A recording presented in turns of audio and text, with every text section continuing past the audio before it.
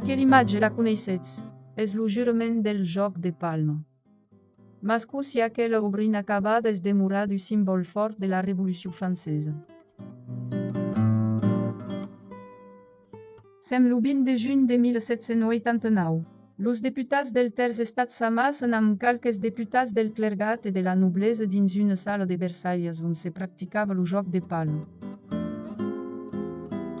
És així que presta lo famós jurament de se separar pas qu'après haver ballat una constitució a França. L'acte fondateur de la démocratie française. Un an mai tard, lo pintre Jacques-Louis David, qu'assistís pas a la scène, comença son projecte mai ambiciós. Representar l'événement sus une terre monumentale de 10 metres d'ample et de mai de 6 metres de naut. Prepause sus aquell esbós une visió idealitzada et teatrale de l'événement que desire hissar al rang d'acte universal. Dins une composició perfectament simètrica, David met en scène l'estrambord general. En naut, lo poble observe la scène darrere les cortines que flotten al vent. És l'alent de la revolució que plana sus la massada. En bas totes los agatges convergissou cap a Bailly, president de la massada. Pronuncia lo jurament que exprimís la voluntat col·lectiva, lo Terç Estat, qu'era pas res ben en aquell jour qui com de plan mai important, la nació. David atribuís a sos amics deputats del Terç Estat una posició preeminent. Així, Prieur de la Marne. Així Dubois-Crancet, totes dos famoses per lo eloquència. E així Robespierre, lo capversat. Fa homenatge també a Mirabeau e Barnave, los dos mai grans orators de la massada constituent en 1790-1791.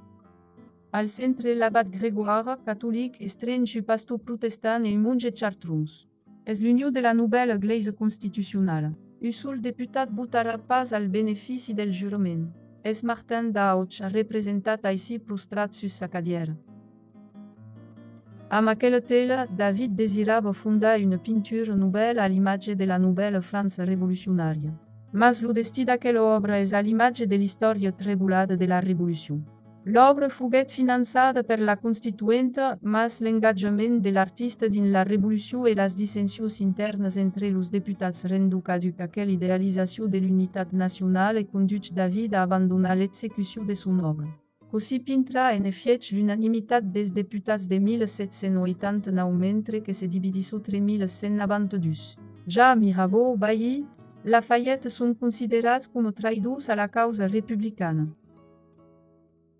Entre 1791, de nombroses artistes copien o reinterpreten aquell esbós. Al segle XIX, il·lustra los manuals d'història i decora les parets de les comunes.